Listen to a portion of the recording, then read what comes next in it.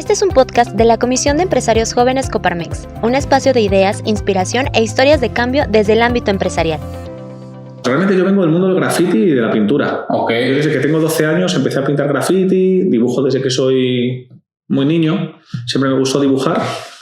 Y luego del mundo del graffiti me empezó a interesar el tatuaje. Okay. Y también el tatuaje me permitió empezar a tener ingresos, ¿no? Y ganarme la vida. Porque como... Ahí es donde descubrí, o sea, realmente eso fue lo que te motivó más y, bueno, más bien atrajo a más personas. Pues, más que el graffiti, como una forma de vida. Pues la verdad que como llevaba mucho tiempo pintando graffiti, pues sí soy muy conocido, ¿no? El tema del graffiti y la gente con la que pinto en España casi son como los mejores escritores que hay de graffiti allí, ¿no? Claro. La gente de mi grupo y gente con la que suelo pintar. Lo que pasa es que, claro, el graffiti al final es algo que es muy desagradecido porque tú empleas mucho tiempo y lo único que vas a tener al final son multas. Sí, claro, Y problemas. Encima, claro, y es algo que inviertes el dinero. Yo me gusta mucho viajar. Los primeros viajes que hacía fuera de España era para ir a pintar a otras ciudades. O sea que a veces a mí me gustaba pintar trenes, no demás. Claro, claro. Y en ese entonces, ¿cómo era en España el graffiti? ¿Era mal visto? ¿No había movimiento? Yo empecé a pintar en el 89. Okay. Entonces, en el 89, cuando empecé a pintar, prácticamente muy poca gente pintaba y a la gente le llamaba la atención. Entonces, mucha gente a veces te invitaba a pintar, o si te veían pintando, a lo mejor salía un señor de una casa y te invitaba a comer, o te sacaba, eso es muy raro, te sacaba un refresco. Eso es muy raro aquí en México. O sea, más bien si te ven pintando, te sacan algo, un arma o algo. Bueno, yo aquí en Oaxaca he pintado varias paredes. Sí. Y la gente es encantadora, ¿eh? Sí, ahora la gente sale, te felicita, te dice, oh, qué chido está. Sí, vi uno apenas que estaba en tu Instagram que hiciste en Ciudad de México, o sea, que estabas ahí marcando y ahí había alguien que estaba involucrado también, no sé si era de la comunidad o... Sí, pues pinté con varios amigos, habían conseguido un muro allí para que pintásemos y aquí en Oaxaca realmente pido permiso, o sea, realmente... Pero siempre, por suerte, cada vez que estoy pintando un muro, siempre viene alguien más y me dice, tengo un muro ahí abajo, si te gustaría venir a pintar. Sí. Y a veces también un poco trueque. El último muro lo pinté ayer o antes de ayer con otro amigo de Barcelona y con un chico aquí del estudio de Tinta Sangre, con Esteban. Y es una taquería. Entonces nos vio, quiero decorar la taquería por fuera. Y yo dije, bueno, si quieres un trabajo, pues entonces eso está remunerado, pero bueno, si podemos pintar lo que queremos. Y al final dijo, pues entonces siempre tacos gratis. Exacto. Entonces, ahora si te dan algo para el estómago y más si son tacos ahí siempre bienvenidos, ¿no? Claro. Así que...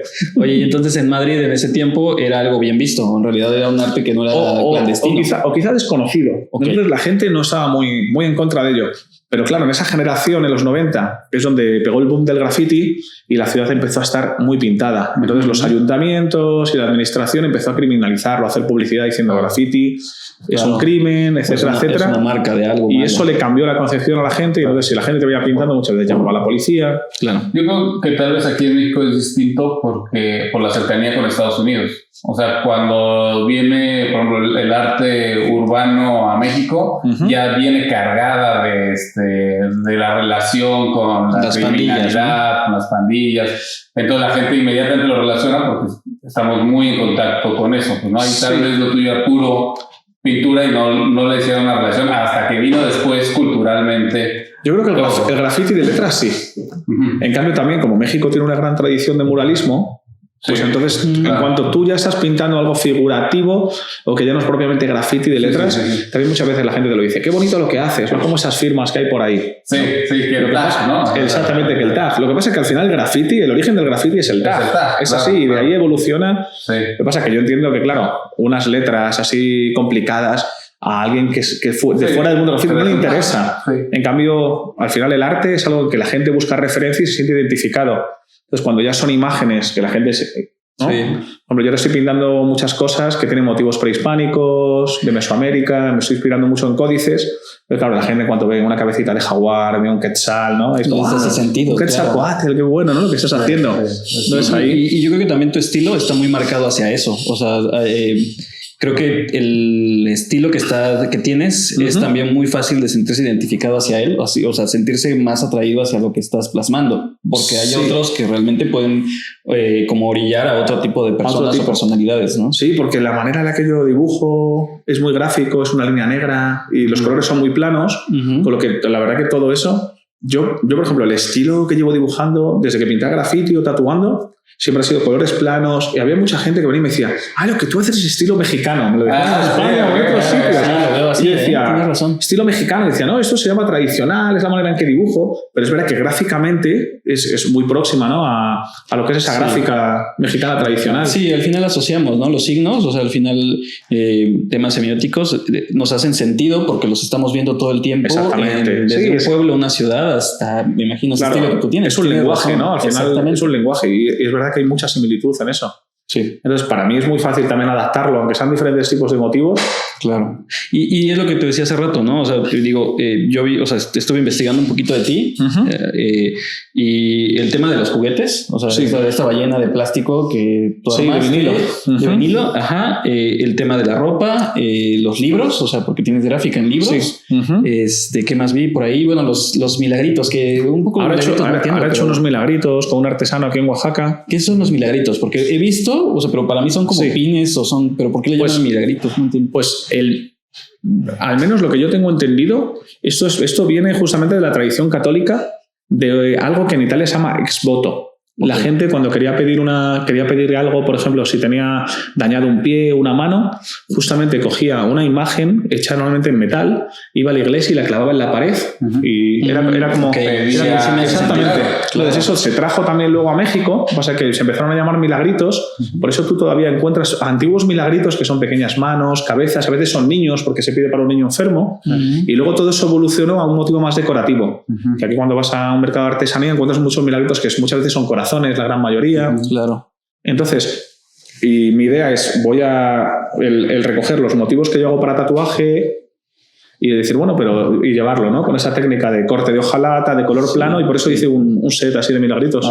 Y precisamente todo esto, o sea, al final es muy fácil o generas mucha empatía con el que te está viendo, porque, vamos, o sea, lo que haces, o el arte tiene que ver con esta generación de una idea y luego atraviesa por un estímulo de alguien, ¿no? Que genera una emoción. Sí. Entonces yo lo veo mucho en tu arte, o sea, en tu estilo, muy marcado hacia eso, hacia esa búsqueda de conexión. No sé si sea esa pregunta te quería hacer. No sé si sea consciente. Ajá. Lo que, por ejemplo, a la hora de que yo quiero hacer una lámina o el tema de los milagritos o lo del juguete, la ballena, yo pienso, quiero producir un producto que por un lado pueda ser comercial, pero por otro lado también sea diferenciador. Entonces, prácticamente ahora todos los tatuadores tienen un big cartel donde venden sus láminas, venden sus productos, sus camisetas, pero la gran mayoría produce un merchandising a lo mejor muy comercial, ¿no? Como pueden ser pins, pueden ser camisetas. Y yo la idea es, quiero hacer algo que tenga esa imagen mía, pero llevada en otra cosa. Por ejemplo, pues empecé a hacer parches textiles, he hecho los milagritos, el juguete de la ballena, porque yo soy coleccionista también de figuras de vinilo.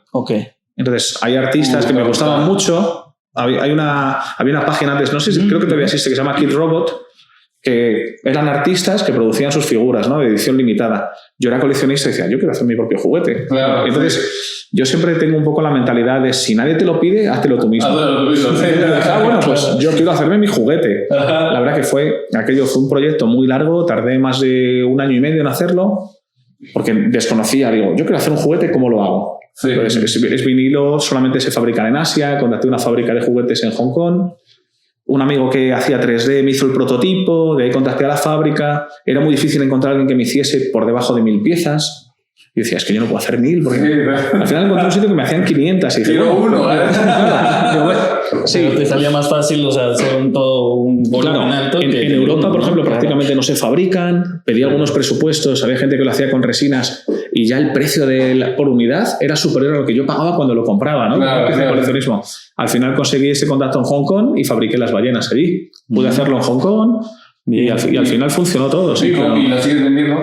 Pues todavía me quedan. Todavía me quedan, sí, porque no las he vendido yo directamente. ¿Y las vendes por internet? Las vendo por internet y también, pues antes del COVID, yo trabajaba en muchas convenciones de tatuaje. Hacía bastantes convenciones todos los meses y siempre llevaba 3, 4 más o menos en la maleta y se iban vendiendo. Qué bien. Sí, algo que nos hemos dado, o yo lo noto mucho, es que todo este proceso creativo, o sea, estás en la industria creativa definitivamente, o yo lo vería así desde mi óptica, pero es como esta mente inquieta, ¿no? O sea, de que no nada más es tatuaje, sino también es gráfica, también es graffiti, también es como nunca parar, o sea, la inventiva siempre está, o esa maquinaria siempre está activa. Sí, porque músculo. Yo al tatuaje llegué por curiosidad. Es como, igual que yo en aquel entonces ya pintaba, hacía cuadros, pintaba en la calle, hacía graffiti, dibujaba, había hecho algo de grabado y el tatuaje era, quiero probar una técnica más. Algunos amigos míos empezaron a tatuarse, pero yo los tatuajes que veía en aquella época prácticamente eran tribales y ese tipo de... Yo decía, esto es horrible, no me gusta nada. Sí. Pero me acuerdo que vino un amigo que se había hecho un tatuaje con color, que era un tatuaje así old school, tradicional, y dije, wow, eso me llama a mí la atención, ¿no? Sí. Entonces yo me hice el primer tatuaje, que pensaba que iba a ser el último. No, ¿sabes la verdad, sí. Sé que me queda muy poquito. Pero sé que ya... Pero tienes un favorito, o sea, algo que digas, ahí se me gusta verlo todo el tiempo, o ya ni siquiera lo ves. Pues sí tengo unos cuantos tatuajes, claro. Sí, pero en principio me gustan todos los tatuajes que tengo. Y también por la composición que tienen. Eso es muy importante, que se vea, que estén bien compuestos, el tamaño, para que se vea bien. Y es muy difícil de hacer, cuando son dos grandototes así, como que se ve...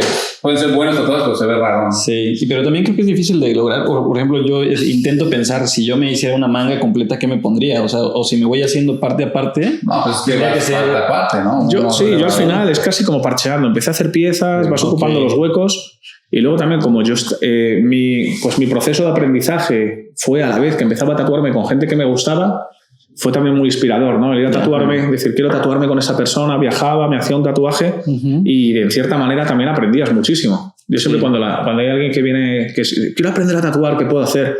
Digo, lo mejor es tatuarte con las personas que te gustan y a partir de ahí es como vas a aprender. Claro. Ahí es donde vas a hacerlo con alguien mejor que tú. Exactamente, sí. Claro. Y siempre estar abierto, ¿no? A que si ya piensas que te lo sabes todo... Sí, claro. La única certeza que podemos tener es de las cosas que desconocemos. Lo único que tienes seguro.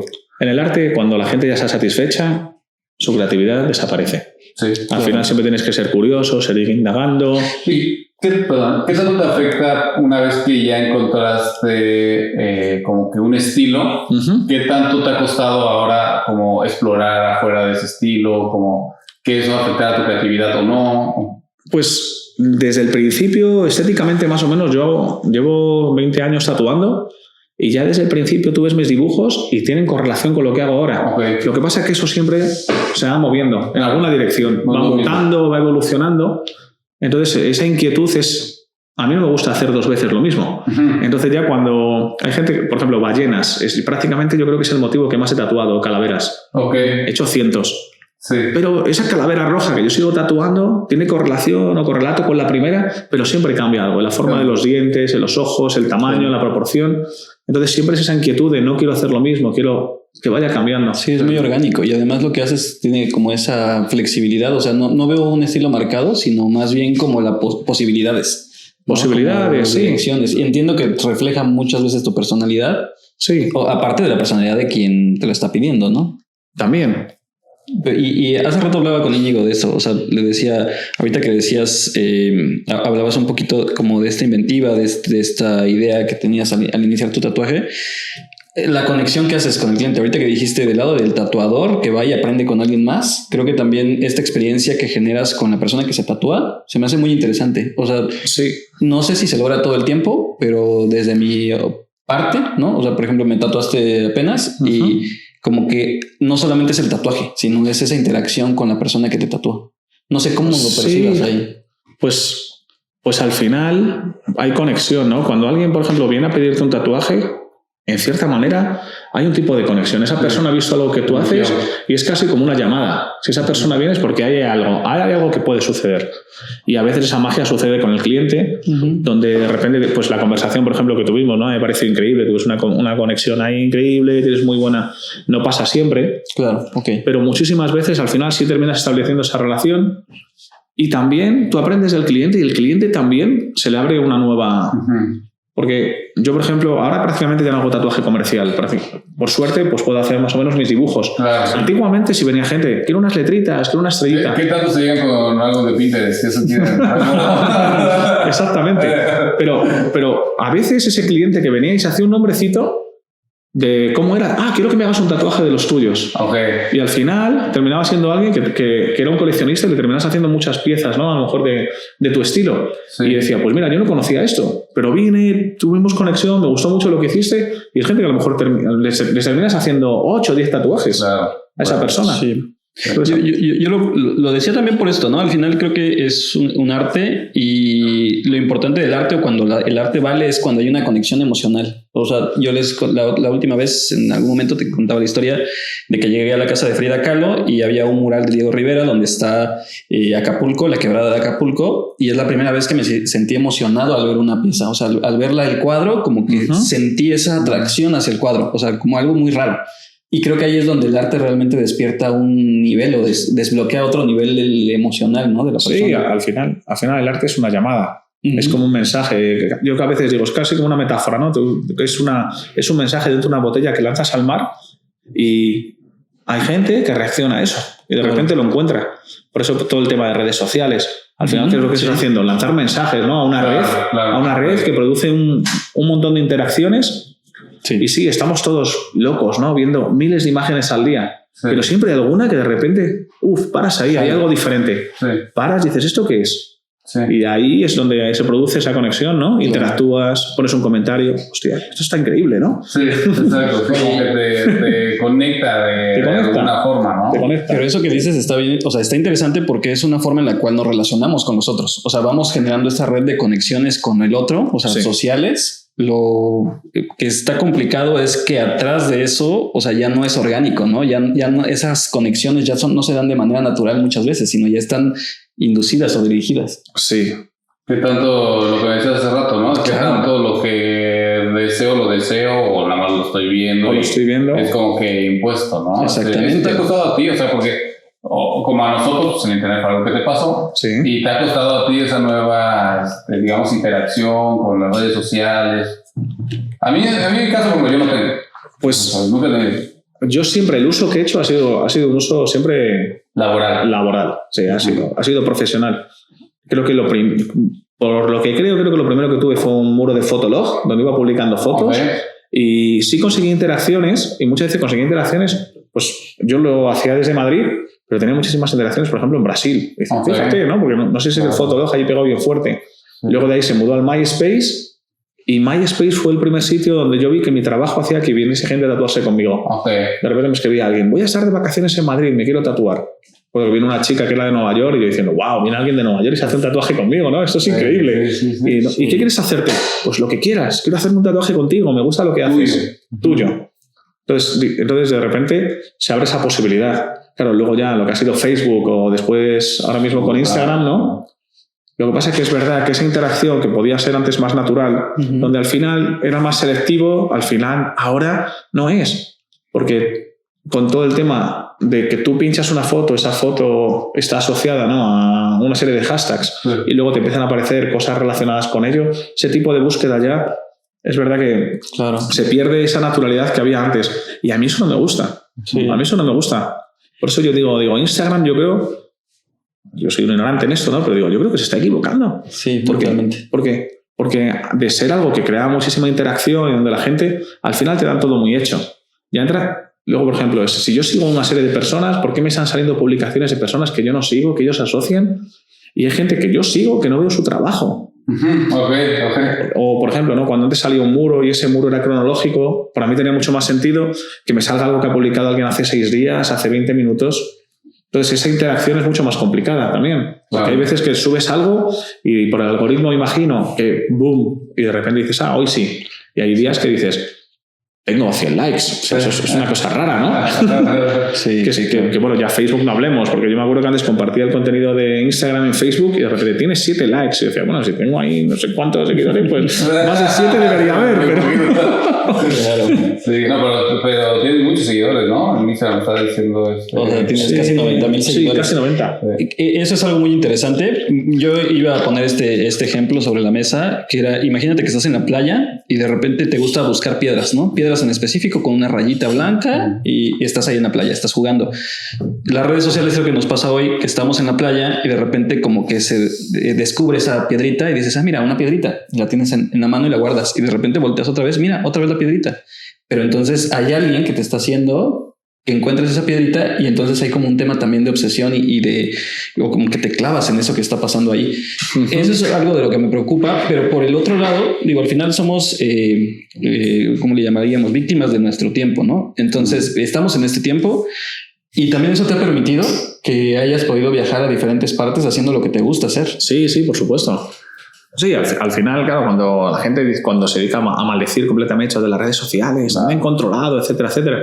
A ver, hay dos caras de la moneda. Claro. Y luego también si tú sabes usar eso y tienes precaución y también tú al final compartes el contenido y ese contenido a lo mejor no te pertenece, pero si eres dueño de lo que compartes. Sí. O sea, tú puedes mostrar tu trabajo como puedes estar mostrando, no sé, lo que comes, a dónde vas, las relaciones que tienes y sí, claro. Hay cosas que a lo mejor tú puedes considerar más privadas y tú no formas parte de eso. Son como los cuchillos, ¿no? O sea, sirven para cocinar y sirven para matar. Exactamente, o sea, son herramientas. Es algo malo, bueno. Sí, es una herramienta. Es una herramienta, claro. Lo que pasa es que es verdad que a veces no sabes las consecuencias que puede tener.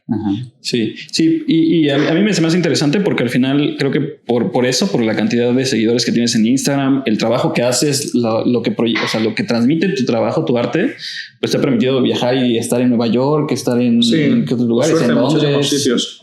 Sí, Australia, Estados Unidos y prácticamente toda Europa. Eras joven, ya viajabas, ¿no? O sea, sin esas cosas. Sí, a mí la inquietud del viaje siempre, por el tema del grafiti al principio. Yo la primera vez que viajé, no sé, tenía 18 años y me fui a Hamburgo en un autobús que fueron 30 y pico horas porque había un amigo con el que me carteaba e intercambiábamos fotos de grafiti y me fui allí porque yo quería pintar en Alemania. Le mandabas la carta, le mandabas la foto. Yo le mandaba fotos. Yo hacía fotos de graffiti en Madrid, se las mandaba y él hacía fotos de graffiti en Hamburgo y me las mandaba. Qué bueno. Y luego al final terminabas creando conexiones porque él a lo mejor me pasaba un contacto que él tenía en Australia. Y luego ese australiano me pasaba el contacto de otro amigo que había en California. Y era la manera en que yo veía el graffiti que se hacía en otras partes del mundo. Porque esto era previo a que a lo mejor hubiese revistas. Luego empezó a haber revistas de graffiti donde te suscribías y te llegaba graffiti de diferentes partes del mundo.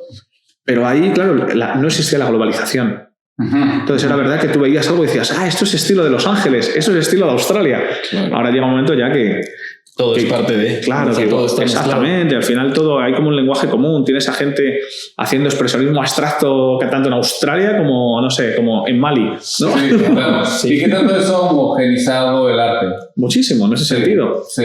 Pero fíjate que yo pienso algo, ¿no? Al final eso que dicen de que el arte está mezclado, ahora ya está mezclado, creo que pasa, ¿no? México, Tailandia y Egipto tienen muchas obras pictóricas en el momento que eran muy similares. O sea, el hecho de decir todas tienen pirámides, pero también todos tienen representaciones muy específicas de ciertos dioses y demás. Creo que también existe esa culturalidad, o sea, internacional desde siempre, solo que ahora ya tenemos conexiones más rápidas. Sí, y ahora además, pues yo creo que se produce el proceso, o sea, la descontextualización, ¿no? Todo realmente además está descontextualizado. Por ejemplo, ayer cuando pintábamos el muro, era curioso, ¿no? Porque yo y el otro amigo de Barcelona estamos pintando motivos mesoamericanos. Pero el otro chico, que era oaxaqueño, estaba haciendo puras letras de graffiti casi como estilo Nueva York, ¿no? Entonces casi como, ¿no? Aquí de contracorriente completamente, ¿no? Y viene un señor y me dice, quiero que me pintes algo porque tengo un sitio que hacemos ahí Guelaguetza y me gustaría que lo decorases. Y me decía mi amigo, ¡qué locura! A un español le están pidiendo que pinte algo de Guelaguetza. Bueno, eso la verdad me genera mucho ánimo. O sea, antes eso podría pensarse en cómo es posible, pero también el hecho de que empecemos a romper esas barreras. Sí. Para mí, por ejemplo, el tema del muro entre México y Estados Unidos me pegó. O sea, el pensar que existía una barrera física. Me dolía. O sea, sí era un tema emocional fuerte hacia mí, pero creo que tenemos que, o sea, esto que está pasando al final es una barrera que se puede romper, ¿no? Sí, es una ruptura de barreras, exactamente. Y que al final, hablando, se entiende la gente, ¿no? Esos lenguajes comunes entre pueblos, entre tradiciones. Claro, yo, por ejemplo, yo estoy en México y a mí, pues yo había visto mucha representación mesoamericana, me gustaba, pero nunca me había sentido identificado. A la hora de estar en México es cuando a mí eso me empieza a interesar. Yo creo que cuando realmente estás en el sitio. Por ejemplo, mis padres habían viajado varias veces a Egipto. A mí no me llamaba la atención Egipto. Mis padres, cuando yo tenía 20 años, me dijeron, te vamos a llevar a Egipto, a ti y a tus hermanas. Hice un viaje a Egipto, estuve 2 semanas allí. Miren que me explotaba la cabeza. O sea, de repente, claro, te metes ahí en los valles, en lo que son los enterramientos del Valle de los Reyes y de las Reinas, ves todos los jeroglíficos en las paredes y a mí algo que no me llamaba la atención, estaba ya estudiando dinastías, viendo conexión, ¿no? También datando un poco cronológicamente, Porque claro, al final estás hablando, ¿no?, de 7.000 años de historia, es una locura, ¿no? Cuando te cuentan, es que los últimos faraones iban a las pirámides casi como si fuese de turistas a mirarlas. Sí. Entonces, pues al final es eso, ¿no? Cuando también viajas, encuentras cosas y lenguajes que te llaman la atención, que no es igual que verlo en la televisión. Sí, lo que decías, o sea, tienes razón, que cuando haces una expresión cultural de cualquier lugar, pero la entiendes o hace sentido contigo o la estudias, tiene otro sentido, porque entonces también estás plasmando toda esa ideología o lo que quiere decir. El problema es cuando extraes algo cultural solamente para hacerlo comercial. Sí, o de estética. O solamente por estética, ahí le pierde todo el sentido y empieza a generar un incentivo que no es el indicado. Poca gente hace lo que tú hiciste en Egipto, ¿no? O sea, que una vez que te interesa, quieres saber más. Sí. Y quieres entender una cultura u otra. Sí. Entonces yo creo que eso es importante, como que tener ese respeto por cualquier otra cultura. Sí, sobre todo hacerlo de manera respetuosa. Así es. Ahora, por ejemplo, está muy de moda, ¿no?, hablar de ese concepto del apropiacionismo. La gente se apropia, ¿no? Apropiacionismo. Claro. Lo que pasa que yo ahí veo siempre que hay una cierta idea de siempre como de miedo a lo que viene de fuera. A ver, todas las culturas son muy etnocéntricas, ¿no? Entonces es como, vienen los extranjeros a robarme, ¿no? Ese tipo de mentalidad. Pero, por ejemplo, yo me considero casi como una apátrida. O sea, sí, yo he nacido en España, pero al final yo no me considero en ningún sitio. O sea, al final, para mí lo que es mi patria son mis amigos, son mi familia, son la gente que tengo alrededor. A mí ese tipo de ideales, ¿no?, con una bandera, de ese tipo, nunca lo he entendido, ¿no? Y que también pueden ser peligrosos, ¿no? O sea, creo que también, los ángulos pueden ser varios, pero también este tipo de ideas patrióticas a veces pueden generar divisiones que nos tienen en el momento en el que estamos históricamente. Además, cuando yo lo entiendo en tribus, o sea, porque de alguna forma somos un ser que evolucionó y estamos hechos, o sea, nos entendemos muy bien en tribus pequeñas, o sea, por eso de alguna forma siempre nos estamos congregando de una u otra forma. Sí, pequeñas comunidades. Porque estamos hechos para relacionarnos con poca gente, más o menos, para pelear contra los... Y entonces, pero pues en un país, o sea, no tiene ni sentido, ¿no? Sí, y eso pasa porque la comunicación que tenemos, o sea, lo entiendo así. Por ejemplo, si estamos nosotros 3, tenemos 3 líneas de comunicación, pero si estuviera un cuarto, ya hay muchas más líneas de comunicación y exponencialmente empiezan a crecer. Entonces se vuelve más complicado entablar una conversación y que todos hablen el mismo idioma. Y que todos entiendan lo mismo, o sea, todos van a escuchar lo mismo, pero no vas a entender. El mejor ejemplo es una reunión de vecinos, ¿no? Sí. Tú vas a una reunión de vecinos con 15 personas, allí nunca nada salen claro. A lo mejor 2 se terminan medio pegando entre ellos, pero ahí al final hay que hacer como una votación, porque si no hay otra manera. Bueno, al final la democracia es eso, ¿no? Tiene que ser una votación, porque si quieres que nos pongamos de acuerdo, la cosa va a estar complicada, ¿no? Oye, por ejemplo, esa reunión de vecinos a mí me estaría muy interesante. En Oaxaca, no sé si has tenido esas reuniones entre varias personas para ponerse de acuerdo entre más de 12 oaxaqueños. No. Bueno, pero me puedo imaginar perfectamente lo que... ¿Sabes por qué? Y creo que algo que pasa, o sea, nosotros tenemos 570 municipios. Somos 570 a la no sé qué potencia en ideas diferentes, o sea, por las regiones, por la riqueza, por la pobreza, por el clima, por todo. Hay mucho más que eso, o sea, porque hay muchos indígenas también. Y un indígena es alguien que era de un país que quedó adentro de otro país. ¿Me explico? O sea, México y digamos México, que hay guerra, entonces nosotros quedamos dentro de otro país que se llama, Panamá. Entonces nosotros somos mexicanos, ¿no? Sí. Y los demás dicen, no, pues tiene que ser eso, pero es que aquí nosotros no acostumbramos así. Entonces, aquí tenemos muchos diferentes países con otra cosmovisión. Precisamente. O sea, eso me refería con el de cada quien, o sea, cada quien es un mundo, pero aquí cada región, cada pueblo, cada tribu además, ¿no? Es completamente tiene muchas barreras, ¿no? Pero barreras geográficas, barreras idiomáticas. Sí. Entonces, al final eso termina haciendo que... Pero como decías lo de la moneda, ¿no? O sea, tiene 2 caras la moneda. Por el otro lado también eso nos permite tener una riqueza increíble, cultural enorme. Sí. Y es similar a lo que se vive en España, ¿no?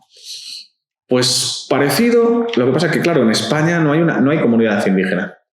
Lo que pasa es que sí es verdad que siendo un país pequeño hay muchas comunidades y esas comunidades autónomas tienen muchos... Pues al final hay pequeños nacionalismos y cosas muy diferenciadas que hace que a veces esa comunicación sea complicada. Sí. Yo, por ejemplo, no tengo ningún problema. Yo tengo amigos en Cataluña, tengo amigos en Galicia, pero sí es verdad que luego hay sectores muy nacionalistas que son a lo mejor muy reacios, ¿no?, a lo que es el país. Sí. Porque claro, fíjate, España ha sufrido el terrorismo del País Vasco durante 30 años, ¿no? 30, 40 años de terrorismo. Sí. Desde los años 70 que hizo ETA. Actualmente ya, por suerte, ya no existe ese terrorismo. O hace poco, ¿no? Todo el problema que ha habido en Cataluña, que quisieron hacer aquel referéndum de independencia, etcétera, etcétera. Sí podría Cataluña. Yo creo que los que sí podrían ser los del centro, ¿no? Esos son sí. Porque Cataluña, no tengo idea de nada más. Al final, Cataluña pues es una región muy próspera donde hay mucho trabajo. Sí, okay. Y por un lado el nacionalismo pretende decir, bueno, pues somos diferentes, ¿no? Por el tema de lengua, etcétera, etcétera. Pero yo culturalmente, la única parte de España que yo veo que realmente la gente es diferente es en Andalucía. Okay. Y justamente son los que más españoles se sienten. Okay. Pero yo realmente ahí veo, ¿no? Muchas veces pues la devoción religiosa, las costumbres, todo, que a mí me atrae mucho. A mí me encanta ir a Andalucía, me encanta Cádiz, Málaga, Sevilla. Y yo a los andaluces es casi como lo que los veo más diferentes del resto de los españoles. Pero Barcelona es una gran urbe donde justamente es que el gran porcentaje de la gente que vive en Cataluña son hijos de inmigrantes de otras zonas de España que se fueron a vivir a Cataluña por la cantidad de industria y desarrollo que había. Y esa gente ahora pues, se considera muy nacionalistas y quieren la independencia. Pero como negando su historia, ¿no? Bueno, es decir, yo al final pienso, todos los nacionalismos siempre buscan como un pasado mítico donde aquello era, porque por ejemplo Cataluña nunca fue realmente un país, siempre fue el reino de Aragón, pero nunca hubo un reino en Cataluña, era una serie de pequeños reinos en la Edad Media y luego ya se forma lo que es pues Castilla y Aragón, se juntan con los reyes católicos, pero al final yo creo que detrás de todo eso siempre hay un interés económico, porque claro, un extremeño también puede ser muy diferente, pero Extremadura nunca va a pedir la independencia porque tiene una dependencia de ayuda del Estado central. En cambio, Cataluña dice, yo es que aporto mucho al Estado central, se hace una separación de toda España. Y no sé si pasa allá, pero aquí bueno, primero te quiero contar que a mí me sorprendió mucho que una vez un amigo me dijo, oye, van a estar unos amigos españoles en Oaxaca y no sé si tú has tenido la experiencia de ver que dos mexicanos que no se conocen se encuentren en el extranjero, no manches, parece que son hermanos, vivieron juntos toda la vida, se pedan. Sí. Y entramos a un bar y se escuchaba que había muchos españoles y dije, ya la armaron, o sea, se van a encontrar entre ellos y va a pasar lo mismo. Se la van a pasar y decirle, y no, ¿verdad? Ni se saludaron, Sí. o sea, ¿qué onda? Porque unos eran de no sé dónde y otros de no. Ni se saludaron. Pero bueno, lo que se supone que hay una regla en ciertos aeropuertos que si va un mexicano tienes que revisarlo. O sea, y si van dos juntos son más peligrosos. O sea, porque hay una versión, te lo juro, o sea, hay como cierta idea oculta ahí de lo que un mexicano puede hacer. Vamos, es como el mexicano que se lanzó en el mundial del barco, ¿no? O sea, que todo el mundo se reía y se murió. Pero que orinó nosotros. Ajá, exactamente, ¿no? Entonces tienen que tener cuidado con eso. Y pensamos a lo mejor que otras culturas llegan a hacer eso mismo. Es decir, que también pasa mucho en el discurso que está fomentado por pues tiene atrás un fin económico. Y también lo que pasa es que a veces que no es tan convincente ninguno de esos discursos, pero lo que sí hacen muy bien es que crean un enemigo.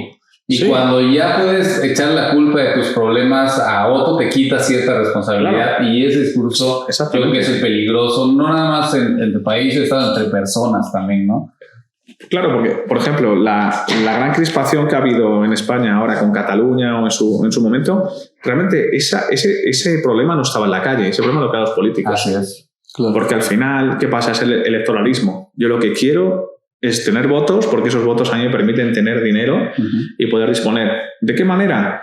Pues ataco al otro, le echo la culpa al otro y de esa manera me beneficio yo de manera electoral. Y al final no hay una ética de decir, es que todo eso se ha creado una crispación en la calle y una serie de problemas que no son reales. Porque al final, si España está o Europa, ¿no? Tiene una crisis económica, el problema ahora mismo es la independencia de una comunidad.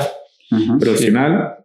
Sí, y yo creo que es un tema probado, ¿no? O sea, ya está muy probado por muchas personas, por muchas culturas, por muchos gobiernos, que al final si tienes una narrativa en la que quieres como mover ciertos grupos, lo que tienes que hacer es dividirlos y crear un enemigo en común para que puedas controlar por un tiempo este tema. Exactamente, y tener a la gente también distraída con esos problemas que no son reales. Totalmente. Realmente se dice que toda la corrupción, por ejemplo, que había en el gobierno de Cataluña es lo que provocó, viendo la que iba a caer, porque ha pasado, se ha dado cuenta que el que era el expresidente de la Generalitat tenía millones de euros en cuentas suizas, etcétera, etcétera.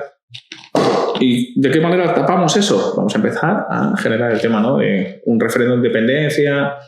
Pero ya lo que pasa es que el tema de la corrupción emocionan y es una vergüenza, ¿no? Porque el que era el rey del Estado igual, está en Dubái igual, con o sea, el que era el rey de España, ¿no? Está ahí en Dubái medio fugado, la fiscalía pide 65 millones de euros en cuentas suizas, no se sabe cuánto más, comisiones de contratos, y eso aparece poco en los medios de comunicación, pero sí hay medios que lo muestran. Claro. Y luego también, pues al final, el control de los medios. Los medios al final es el poder y el poder económico, y ves que a veces son ellos los que consiguen cambiar un gobierno. Sí, sí, y también creo que ese es un experimento muy interesante que se ha dado. El tema, o sea, yo lo veía, ¿no? Decían, es que la televisión controlada por el Estado, controlada por una empresa, lo que genera es como esta idea de la caja idiota en la que le dan contenido que no, o sea, que los va a mantener tranquilos. Exacto. Pero ahora que tenemos las redes sociales y tenemos democratización del contenido, termina siendo lo mismo. O sea, a mí me sorprende y lo dije la otra vez. O peor.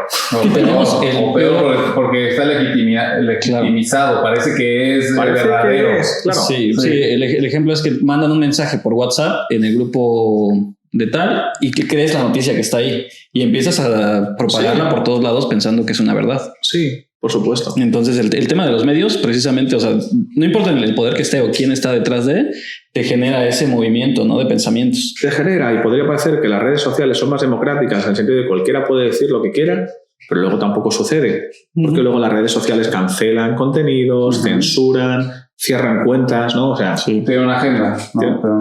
Entonces al final es de repente dice uno, no, yo no voy a tener mi música en Spotify porque Spotify está promoviendo un contenido antivacunas. Luego de repente, pues bueno, mira con Donald Trump. O sea, no es que sea la mejor persona del mundo, yo quiera defenderle de ninguna manera, pero es alguien que en su momento le cortaron cualquier tipo de comunicación, le quitamos sus cuentas, no se puede comunicar. Es verdad que la que estaba liando era una locura, pero al final, si tú crees en el derecho a la libre expresión y de libre expresión, es algo que contradice completamente eso. Entonces, claro, es como, no, ese señor no puede decirlo, pero yo estoy a favor de la libre expresión. Bueno, cuidado, ¿eh? Sí. Porque la censura nunca ha sido buena. Sí.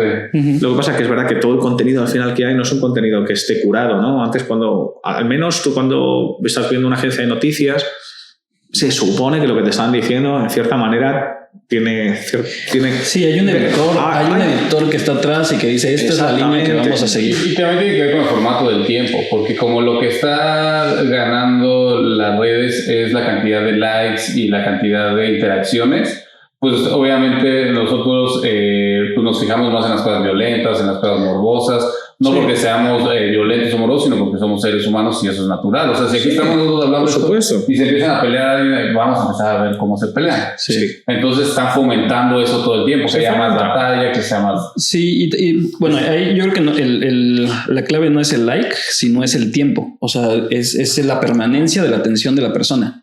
En ese sentido, o sea, si nosotros generamos contenido que sea, como dices, de violencia, o sea, todo el tema gráfico, ¿no? De esta nota roja de los periódicos anteriormente, vamos a hacer que la gente esté más tiempo en la red social, ¿no? O sea, no tanto no sé si en la búsqueda de likes, pero creo que sí más bien en el tiempo que puedes pasar para estar lanzando anuncios y para estar lanzando otro tipo de cosas. Sí, lo que pasa es que lo que contemplas cualquier tipo de información no llega ni un segundo. Y al siguiente es otro mensaje y el siguiente es otro, ¿no? Al final es como pum, pum, pum, pum, pum. Sí. Y al final la información que se tiene es completamente sesgada. Y luego, pues por ejemplo, mira, ahora yo veo todo el tema de la guerra de Ucrania, ¿no? Que de repente todo el mundo, Rusia está atacando a Ucrania. Sí. Pero detrás de ese conflicto bélico hay muchos años de mucha tensión, de que la gente, por ejemplo, desconoce, y al final los medios están diciendo, pues desde el punto de vista occidental casi estamos todos de un lado y por otro lado está Rusia, Cuba, Nicaragua, Venezuela, China, por supuesto, y al final son como dos ejes, ¿no? Si uno vive en China y está viendo la información, seguramente... Sí, le va a ir de ese lado. Si tú eres un chino, o sea, de repente estás diciendo, es que los ucranianos son malditos, ¿no? Aquí desde el punto de vista, Putin es un demonio, al final. Sí. Y luego siempre, pues el tema, ¿no? Como Estados Unidos se posiciona en todo tipo de conflictos, igual que lo hace en Hollywood, ¿no? Es como yo soy el bueno, el liberador. Sí. Tienes una narrativa. Tienes una narrativa de valores. Sabe vender mejor que nadie, porque es claro, experto. Exactamente, tienes una narrativa de valores, ¿no? Sí.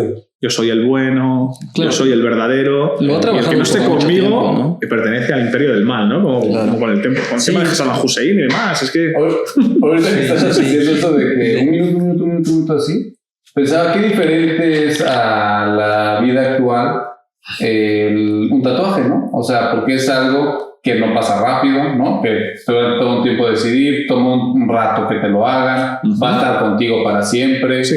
En ese sentido podría ser como que también pues transgresor a las formas normales, ¿no? O actuales. Sí.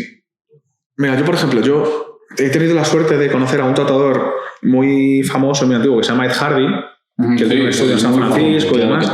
Yo pues he tenido la suerte de poder trabajar en su estudio, hemos tenido amistad personal, ha estado en mi casa en España y todo, y tiene ya más de 70 años. Y él me decía algo, porque él es un caso extraño, es un tatuador, pero siempre está vinculado con el mundo intelectual.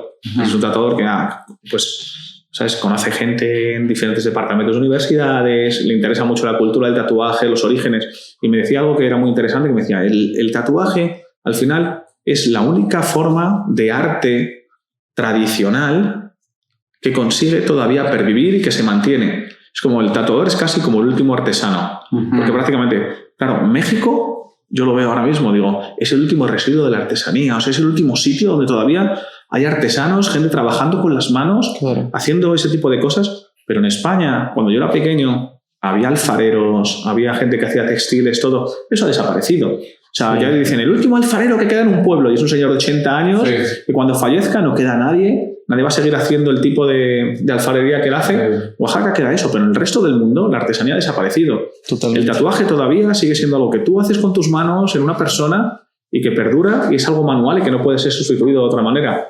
Y es lo único, además, que ha tenido un boom en los últimos 15 o 20 años que no hay ningún otro arte manual que lo haya tenido. Sí, entonces me dices como el que el tatuaje ha ido al contrario, ¿no? Sí. Y además es muy gratificante, o sea, el tema del trabajo manual, o sea, yo trabajo con mi cabeza todo el tiempo, ¿no? O sea, en análisis, en datos, pero cuando me dedico a hacer algo con las manos, o sea, me siento de una manera diferente, completamente diferente. Sentido, totalmente, porque eres un creador, ¿no? Exacto, o sea, es una creación, o sea, pudiste poner lo que tenías en la mente bajo algo que puedes tocar, creo que eso pasa con los juguetes que decías, pero no había pensado que Oaxaca, o sea, no es algo raro, ¿no? O sea, lo vemos en todos lados, apenas la tacita que te daba, que te digo, lo hacen 2 chicos, y es artesanía, pero también es, o sea, creo que llega a un punto de arte, ¿no? Es un gran lugar para la artesanía. Oaxaca es el gran oasis del mundo para eso. Exacto. Claro. Y aún así puedes ir viendo cosas que van desapareciendo, casi como en peligro de extinción. Por ejemplo,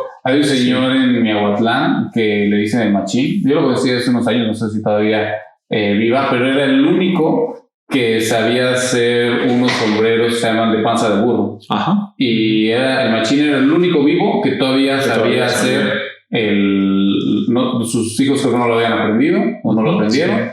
Y no sé si sigue vivo, pero recuerdo que cuando dije, no manches, es como ver algo increíble. Pues, o sea, la última vez. Y eso hace también que los reflectores del mundo creo que giren, porque hoy lo vemos. O sea, ahorita nos platicabas de todas tus experiencias, pero al final terminaste en un lugar, o sea, como Oaxaca, que me imagino que tiene ciertas características que te jalan, ¿no? Sí, a ver, yo cuando llegué a Oaxaca la primera vez, creo que iba a estar 2 o 3 semanas, fue en enero del año pasado. Sí. Y al final, y lo que digo, yo la conexión que he encontrado aquí al final es como un imán. O sea, llego y encuentro un montón de cosas que me interesan, encuentro gente también que me motiva, que me incentiva, y al final decido quedarme aquí, ¿no? Durante mucho tiempo. Y es también porque encuentro todo. Al final, pues ese lenguaje común, esa comunicación, digo, wow, esto es increíble, yo tengo que aprender esas cosas. Claro. Sí, y además porque están muy abiertos a poderlos enseñar. Sí, y por suerte también encuentro gente que, pues, no sé si es el carácter del oaxaqueño, pero hay gente que te acoge, que te trata muy bien, que te abre, ¿no? Como que también, y también les interesa un poco lo que tienes que contarles, lo que tú puedas aportar.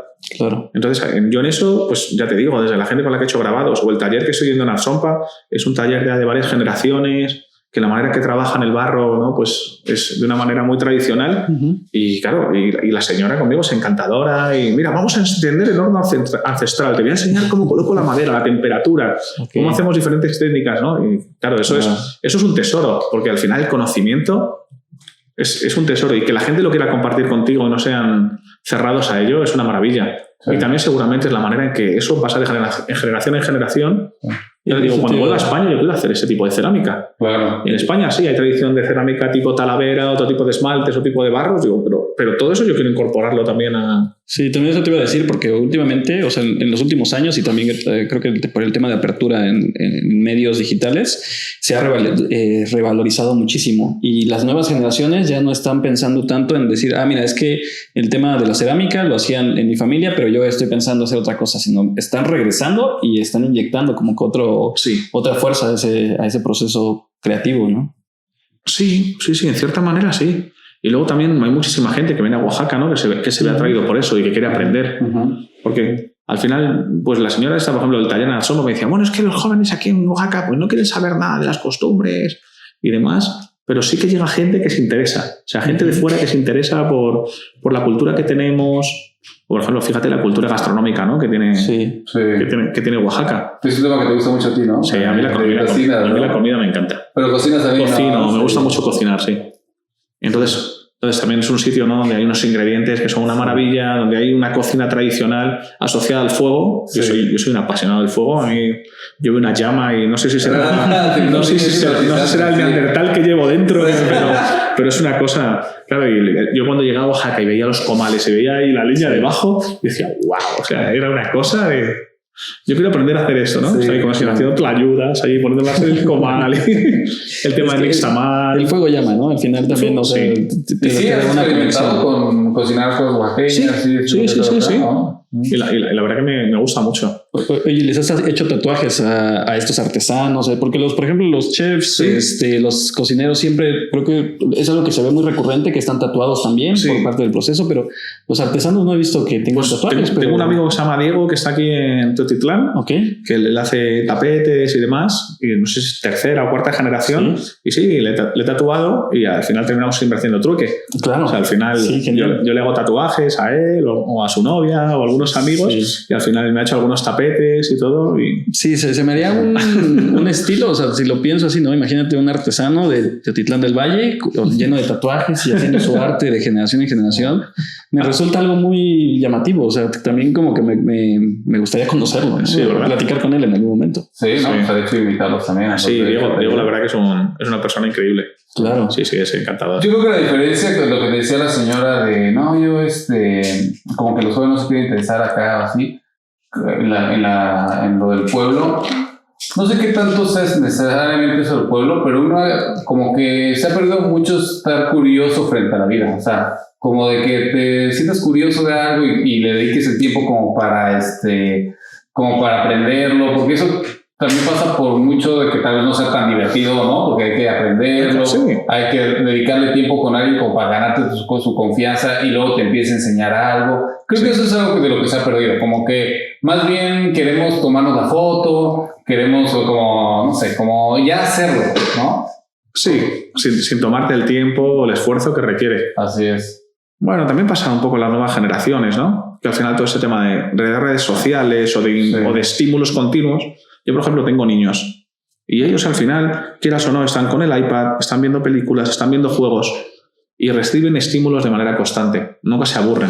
Entonces tampoco a lo mejor tienen esa necesidad de ir a otro lado porque ya están recibiendo eso. Cuando yo era pequeño, yo me acuerdo, yo me aburría, pero horrible. Pero ese tiempo, ese tedio, muchas veces te genera el que tú seas creativo y luego quieras hacer algo. Es el valor y que la del acción. movimiento. Entonces, el tener a lo mejor individuos que constantemente están recibiendo impulsos, ¿no? Redes sociales, el TikTok, una estímulos visuales, estímulos continuos que estén dirigidos, ¿no? Y bien adictivos, ¿no? Sí, entonces, exacto. En cierta manera también luego pues es raro que un niño coja un bolígrafo y se ponga a dibujar, porque al final, en lugar de hacer esa acción, está viendo un vídeo de YouTube de otra persona que dibuja.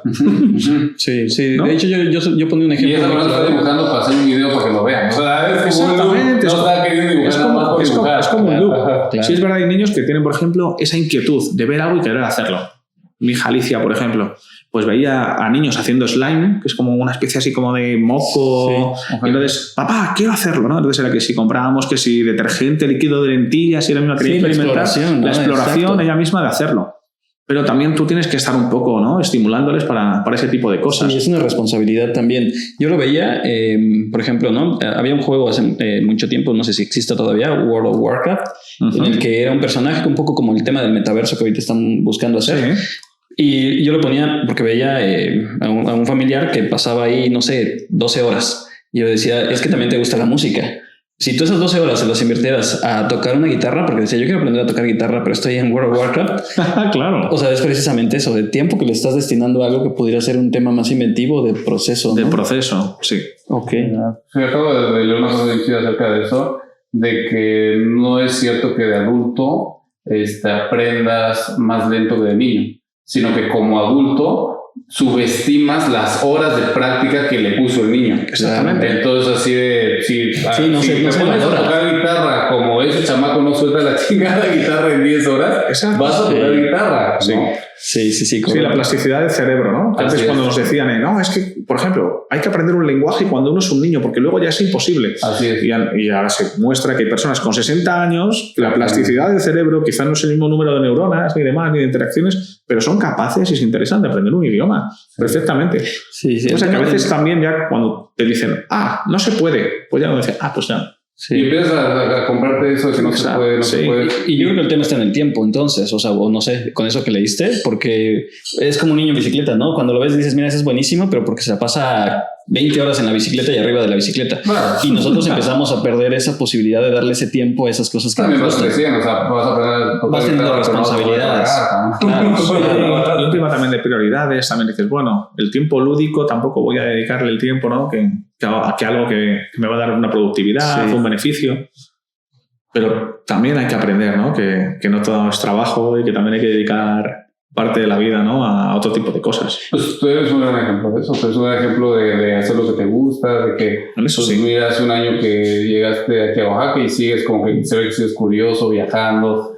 Te abriste a hablar con nosotros cuando nos conoces. O sea, la verdad es que no creo que vaya a querer platicar con nosotros. Y al final yo, la manera un poco de mi filosofía de vida y demás es casi un poco de, bueno, si hay señales y alguien te llama, pues bueno, ¿por qué no? Claro. Siempre puede surgir algo nuevo, una nueva interacción. Al final el estar abierto a las cosas hace que las cosas sean diferentes y que las cosas pasen.